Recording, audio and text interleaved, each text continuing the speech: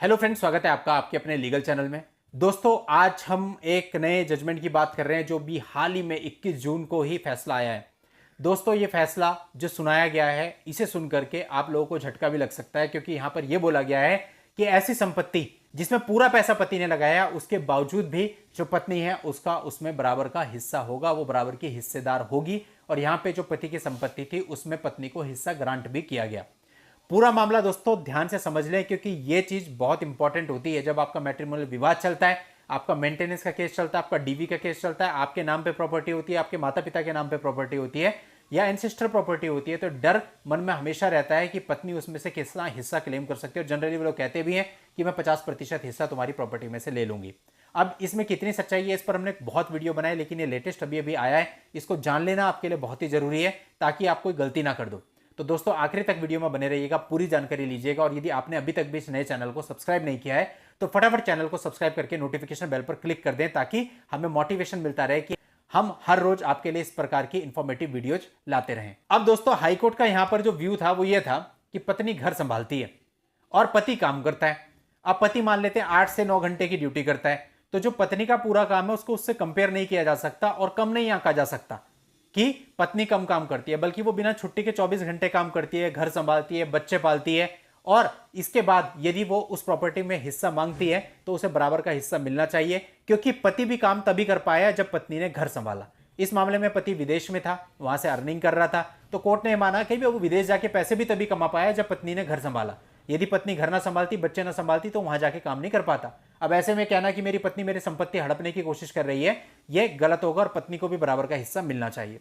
अब दोस्तों, इस मामले के बैकग्राउंड में हम थोड़ा जाते हैं। यहां पर 1965 में कपल की शादी हुई थी। शादी से उनको 2 बेटे और 1 बेटी थी। 1983 से 1994 तक जो हस्बैंड था उसने सऊदी अरब में जाकर के जॉब करी थी और वहां से पैसा कमाया था।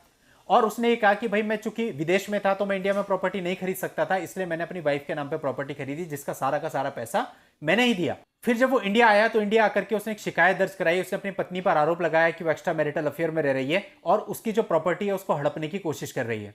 तब पति पत्नी अलग रह रहे थे। 2016 से यह मामला चल रहा था और जो निचली अदालत थी, निचली अदालत ने उस संपत्ति को पूरे तरीके से पति की संपत्ति माना था, क्योंकि पति का ही पैसा लगा हुआ था। लेकिन यहां पर हाईकोर्ट का व्यू अलग था।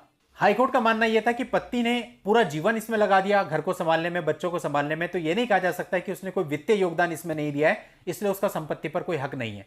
हालांकि पत्नी के योगदान के लिए अभी तक कोई कानून नहीं है, लेकिन अदालत इस योगदान को बहुत अच्छे तरीके से समझती है और हाईकोर्ट ने कुछ अचल संपत्तियों में दोनों को समान हिस्सेदारी का आदेश कर दिया। अब दोस्तों, जब यह मामला दायर हो गया था, मामला चल रहा था, उस दौरान जो पति था उसकी डेथ हो गई थी। उसकी डेथ होने के बाद उसके जो बच्चे थे उन्होंने अपनी मां के साथ यह मुकदमा लड़ा था और जो महिला थी उसने अपने पति की संपत्ति में हिस्सा मांगा था। तो दोस्तों, कुल मिला के बात यह है कि कई बार ऐसा होता है कि आउट ऑफ द बॉक्स भी कुछ चीजें हो जाती हैं, मामले के सिनेरियो को, मामले की सिचुएशंस को देखते हुए। इसलिए आज के समय बेहतर यही है कि अगर आप ऐसा चाहते हैं, एक दूसरे पे देखिए, ट्रस्ट तो आज के समय पे किसी को रहा नहीं है और ट्रस्ट लायक इंसान भी नहीं रहा है। तो ऐसे में मेरे हिसाब से जिसका पैसा है, चाहे वो पत्नी है चाहे पति है, अगर वो उसको इन्वेस्ट करना चाहता है तो भाई अपने नाम से करो, अपने सिवा आप किसी और पे विश्वास नहीं कर सकते। कल को फिर यही कोर्ट कचहरी हो जाती है।